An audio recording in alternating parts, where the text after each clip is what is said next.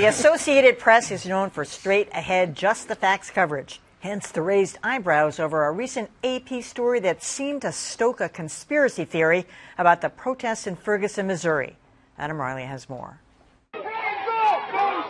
The Ferguson protests erupted after 14-year-old Michael Brown was shot and killed by a police officer. This week, the Associated Press reported that a puzzling number of men linked to the protests have died, citing 2 found inside torched cars, 3 apparent suicides, and a 6th death that was ruled an overdose, leading to speculation that something sinister is at play.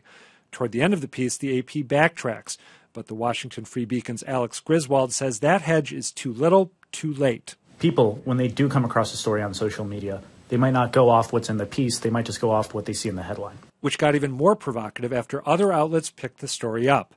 Griswold says the AP omits key details, like the fact that 3 of the deceased didn't protest in Ferguson at all.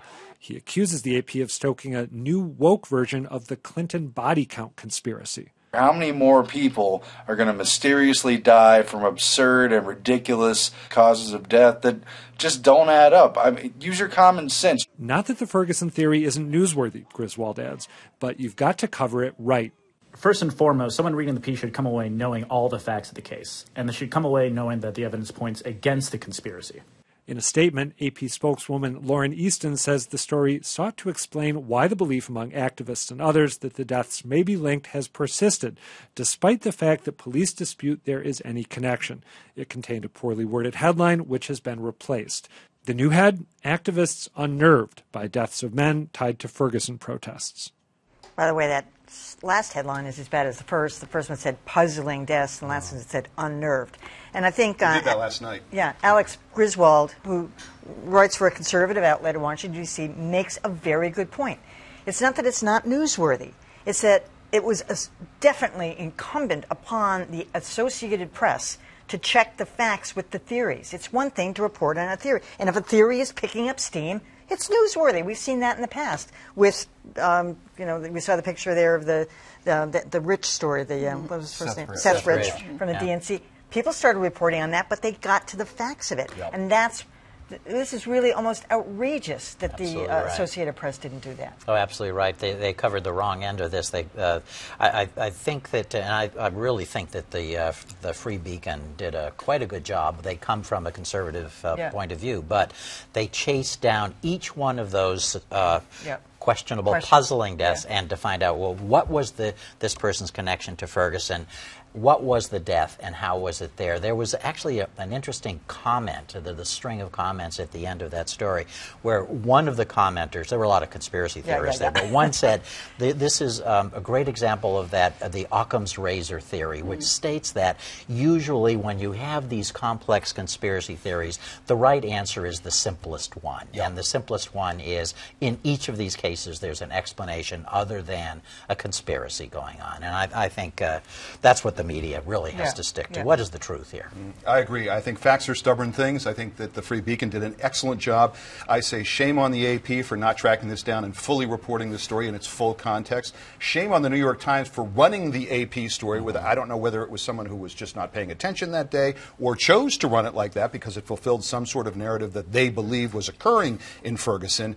But I just think that they didn't do their job. Rolling Stone picked up the story. Fox News also reported. NBC also reported on this story. I think that Free Beacon article ended with what I think is the most important observation, and is, if you believe this conspiracy theory, you have to believe that the police are lying on every single count, and you cannot believe a single piece of exculpatory evidence. And that really, to me, is the bottom line. It's okay if you're going to report on something people are worried about, but track down the facts, talk about why they're worried about it, and put that in context. I don't think it was done here.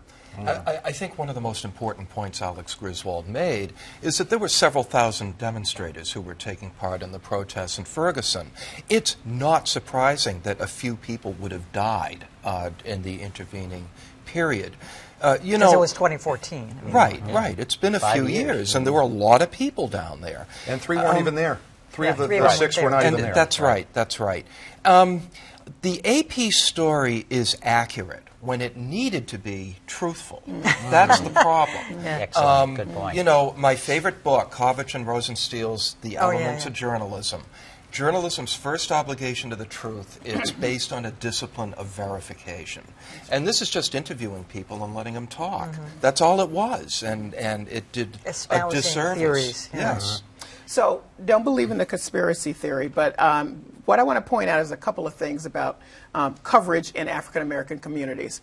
People do flybys, and they don't usually then follow up to figure out what the hell is going on. So that's the first thing. There was a very, very mysterious and awful death of one of the organizers, which stunned everybody. This was, and I'm sorry, I cannot remember his name. It's not one of these 6, though. No, I don't think so. Okay. But my point was, it went through everybody, like, what happened? Because he was quite young and whatever.